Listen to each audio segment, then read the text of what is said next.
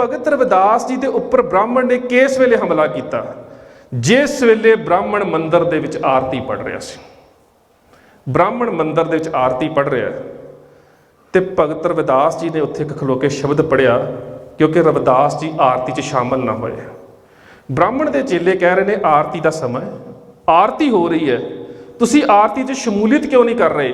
ਜਗਨਨਾਥਪੁਰੀ ਕੀ ਹੋਇਆ ਸੀ? ਜਗਨਨਾਥਪੁਰੀ ਵੀ ਬ੍ਰਾਹਮਣ ਆਰਤੀ ਕਰ ਰਿਹਾ ਤੇ ਸਵਾਲ ਗੁਰੂ ਨਾਨਕ ਸਾਹਿਬ ਨੂੰ ਕਰ ਰਿਹਾ, ਆਰਤੀ 'ਚ ਸ਼ਾਮਲ ਕਿਉਂ ਨਹੀਂ? ਤੇ ਗੁਰੂ ਨਾਨਕ ਸਾਹਿਬ ਕਹਿੰਦੇ ਆ ਮੈਂ ਤੇਰੀ ਛੋਟੀ ਜੀ ਆਰਤੀ ਨਹੀਂ ਕਰਦਾ।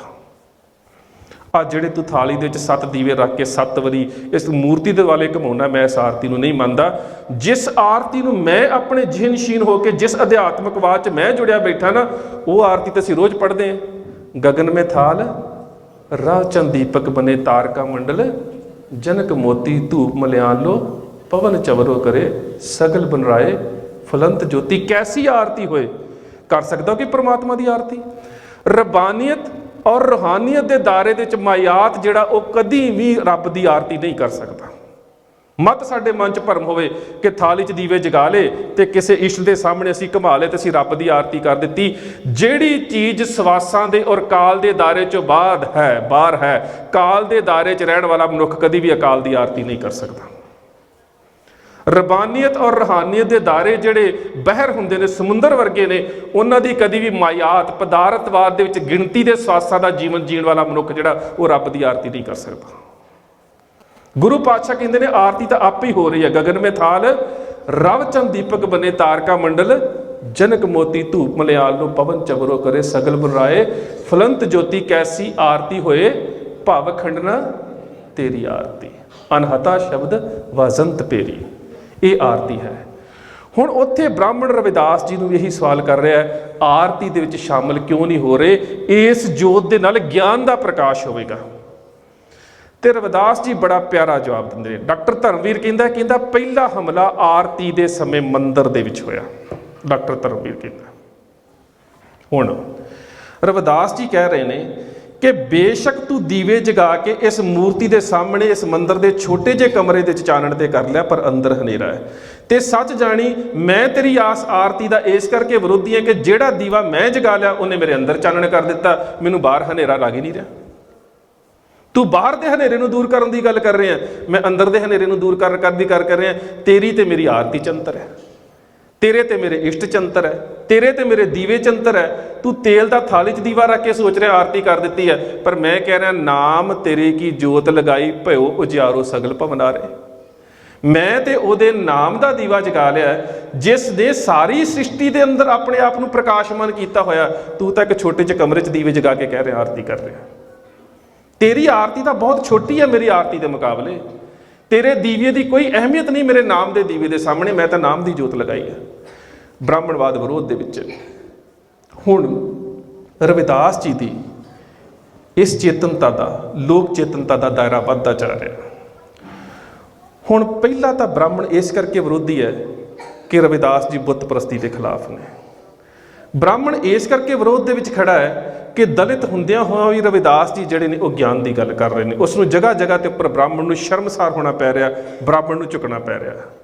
ब्राह्मण इस करके खिलाफ ने कि जिथे लोग उहदे उपासक सी, अज लोग भगत रविदास जी के उपासक बने हुए हैं। ब्राह्मण इस करके भगत जी के खिलाफ है कि ब्राह्मण जिहड़ा वो धर्म नूं धंधा बना रहा सी, रविदास जी ने धंधे नूं धर्म बना दिता है। ब्राह्मण इस करके खिलाफ है। सो वो जिन्नियां भी उस समय ब्राह्मणवाद दीयां वो रस्मां ਜਿਹੜੀਆਂ ਲੋਕਾਂ ਨੂੰ ਕਰਮ ਕਾਂਡਾਂ ਦੇ ਵਿੱਚ ਬੰਨ੍ਹ ਕੇ ਰੱਖਦੀਆਂ ਸੀ, ਰਵਿਦਾਸ ਜੀ ਨੇ ਸਾਰੀਆਂ ਤੋੜ ਦਿੱਤੀਆਂ, ਸਾਰੀਆਂ ਹੀ ਤੋੜ ਦਿੱਤੀਆਂ। ਤੇ ਹੁਣ ਸਭ ਤੋਂ ਵੱਡੀ ਘਟਨਾ ਹੋ ਗਈ, ਜਿਹੜਾ ਮੈਂ ਦੋ ਸਕੂਲ ਆਫ ਥਾਟ ਦੀ ਗੱਲ ਕੀਤੀ ਸੀ। ਇੱਕ ਬ੍ਰਾਹਮਣ ਦਾ ਵਿਚਾਰਧਾਰਾ ਦਾ ਮਰਕਜ਼ ਹੈ ਜਿਹਨੂੰ ਤੁਲਸੀ ਦਾ ਸਕੂਲ ਆਫ ਥਾਟ ਕਹਿੰਦੇ ਆ, ਇੱਕ ਸਾਡੀ ਭਗਤ ਬਾਣੀ ਹੈ, ਇੱਕ ਸਾਡਾ ਸਕੂਲ ਆਫ ਥਾਟ ਹੈ।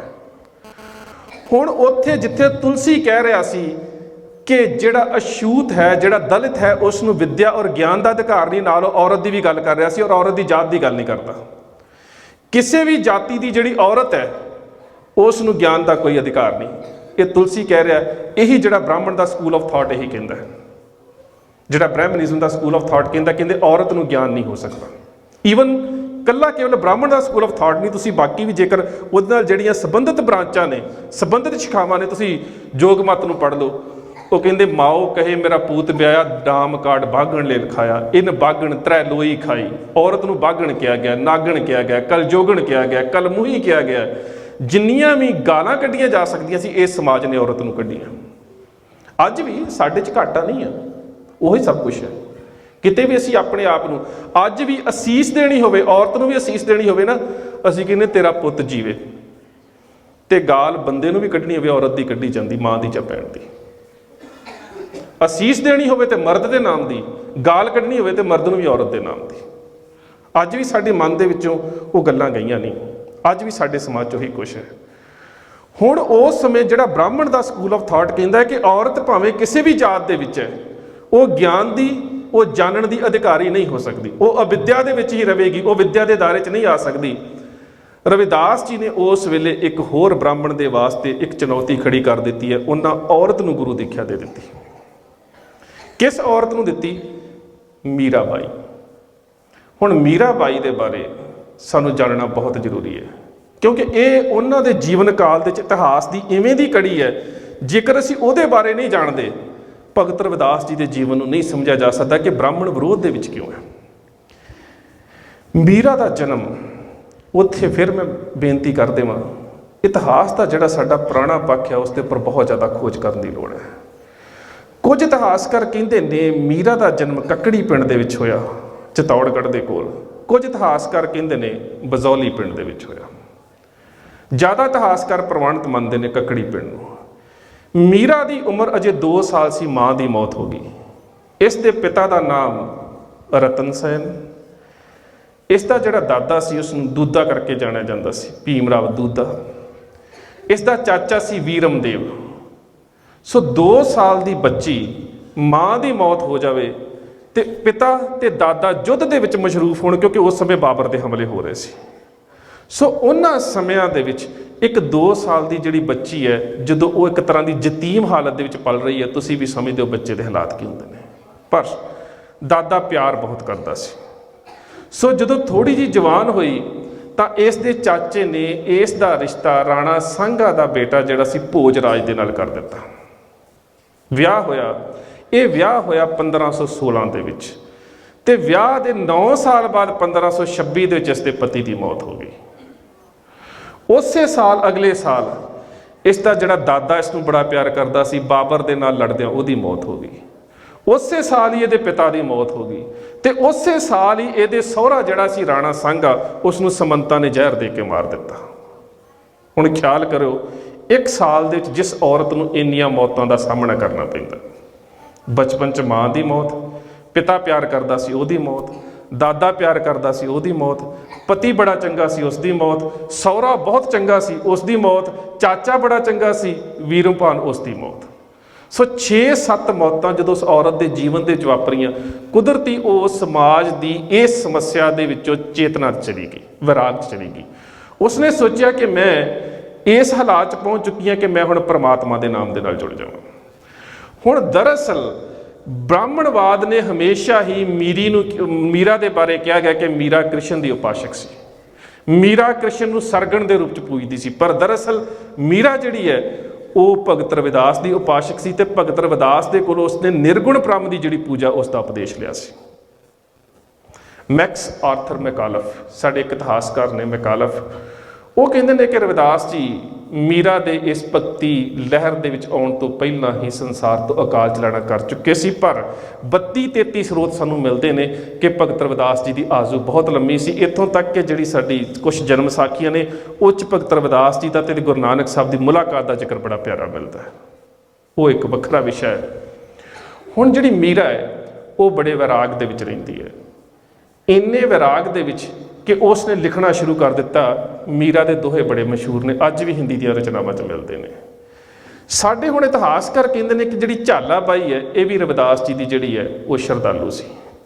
ਝਾਲਾ ਬਾਈ ਕਿਸੇ ਦਾ ਨਾਮ ਨਹੀਂ ਹੈ। ਰਾਜਪੂਤਾਨੇ ਦੇ ਵਿੱਚ ਝਾਲਾ ਇੱਕ ਖਾਨਦਾਨ ਹੈ, ਤੇ ਜਿਹੜਾ ਰਾਣਾ ਸੰਗਰਾਮ ਸਿੰਘ ਹੈ, ਜਿਸ ਨੂੰ ਰਾਣਾ ਸਾਂਘਾ ਕਿਹਾ ਜਾਂਦਾ ਹੈ, ਇਹਦਾ ਜਿਹੜਾ ਪਿਤਾ ਸੀ ਉਸ ਦੀਆਂ 11 ਰਾਣੀਆਂ ਦੇ ਵਿੱਚੋਂ 2 ਰਾਣੀਆਂ ਜਿਹੜੀਆਂ ਉਹ ਝਾਲਾ ਖਾਨਦਾਨ ਦੇ ਵਿੱਚੋਂ ਸੀ। ਇੱਕ ਰਤਨ ਕੁੰਵਰ, ਇੱਕ ਮਹਿਤਾਬ ਕੁੰਵਰ।